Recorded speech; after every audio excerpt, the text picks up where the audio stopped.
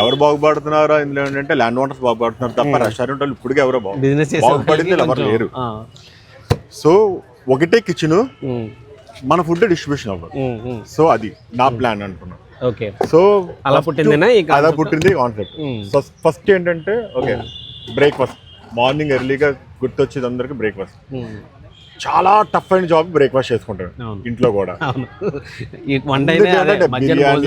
Easy ఉండడం కానీ breakfast prepare చేయడం చాలా కష్టం అంటుంటారు, చాలా టఫ్. సో దాన్ని ఈజీగా చేద్దాం, స్ట్రీట్ ఫుడ్ చేద్దాం కానీ వెరీ హైజీన్ గా ఉండాలని చెప్పి అనుకుని ఓకే దోశ ఇవన్నీ స్విగ్గీలో జొమాటోలో ఆర్డర్ పెట్టుకున్నా సరే వచ్చేటప్పటికి మెత్తగా అయిపోయి. సో అవి ఏం కాదు, ఏదైతే ఈజీగా ఉంటుంది తినేది, ఏదైతే పాడవకుండా ఉంటుంది గంటనే 2 hours 3 hours.